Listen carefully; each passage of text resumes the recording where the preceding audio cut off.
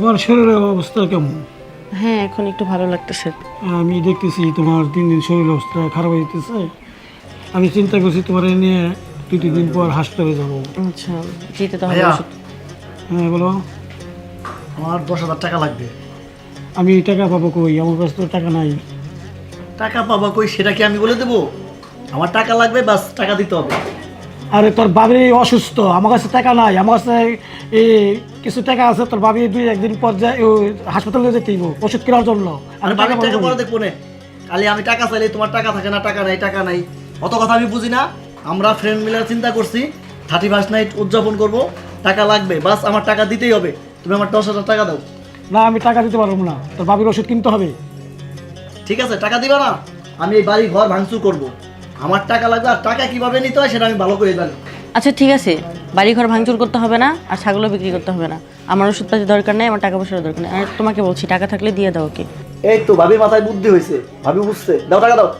ঝামেলা ভালো লাগে না। ঠিক আছে, আমার কাছে 5,000 টাকা আছে। 5,000 টাকা তুই নি। যাই হোক 5,000 টাকা হবে না, তারপরে যেহেতু দিছো আপাতত এটা নিয়ে চালাই দেবো না, থাকো। দেখছো 17টা 5,000 টাকা আসলো, তোমার চিকিৎসার জন্য রাখছিলাম, নিয়ে গেল। আচ্ছা কি করবা, আফসোস করো না, ও তো তোমার ছোট ভাই না, নিচে নিকা জায়গা। আচ্ছা তুমি বলছো সেজন্য টাকাটা দিলাম। আচ্ছা সমস্যা নেই। যাই হোক আমার টাকা কিন্তু ম্যানেজ। কেমনে ম্যানেজ করলি? আরে কইস না, ভাবির ওষুধ কেনার জন্য ভাইয়া টাকা রাখছিল।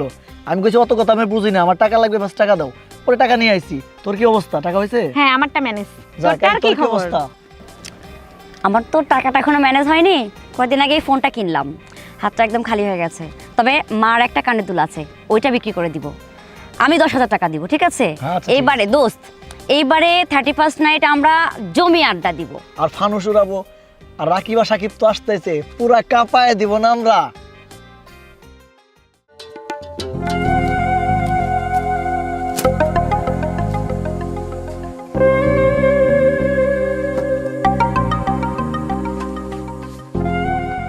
পুরা জমায় দেবো না, একদম, কাঁপায় দেবো। ঠিক দুটা আছে। বাড়ি ঘর পড়লে তাতে কি হয়েছে দেখ। পুরো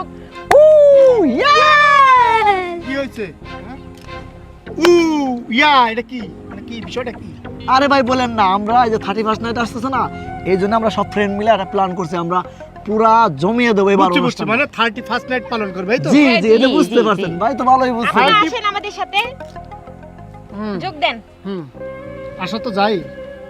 তো 31st নাইট মানে তোমরা হচ্ছে বেহায়াপনা করবা, এক কথায় ডিজে পার্টি করবা, বক্স বাজাবা, মানুষকে ডিস্টার্ব করবা, মানে পুরো এলাকাটা একদম নষ্ট করে ফেলবা।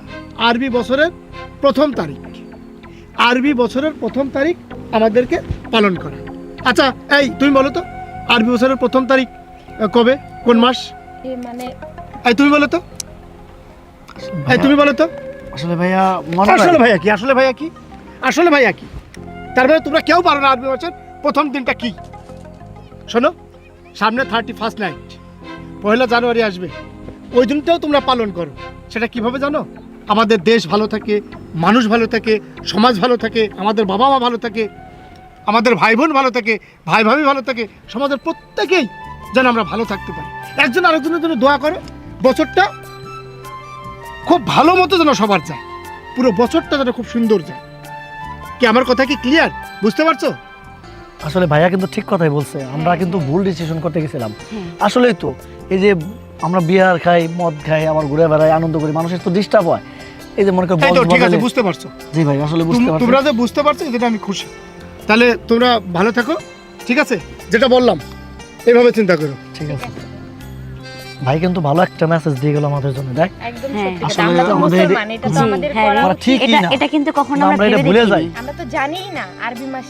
আসলে এটা আমরা মুসলমান হিসেবে আমাদেরকে কি বলবো, লজ্জিত আমরা যে আরবি মাসের প্রথম তারিখে আমরা মনে করি। জানি না, ভুলে গেছি এটা। ঠিক আসলে এটা ঠিক আছে, করা ঠিক চল, না। আজকে থেকে আমরা সবাই ভালো হয়ে যাবো। 31st আমরা নাইট এগুলো করবো না। করবো না। দরকার হলে আমরা যে টাকা পয়সা যাই খুঁজে আমরা ভালো গরিবের কাছে সাহায্য করবো। যদি কেউ গরিব মানুষ থাকে তাদেরকে আমরা সংসারের মানে খরচ টরচ দিলাম, এতিমখানায় দান এতিমখানা দান করলাম, আমরা এটাই করি। তাহলে হ্যাঁ, এইটাই ব্যবস্থা, কিন্তু মিলাদ মাহফিল আয়োজন করি, হ্যাঁ এটাই করি। এটাই করি। তাহলে ঠিক আছে, তাহলে ঠিক চল। আছে, হ্যাঁ চল, হ্যাঁ আচ্ছা।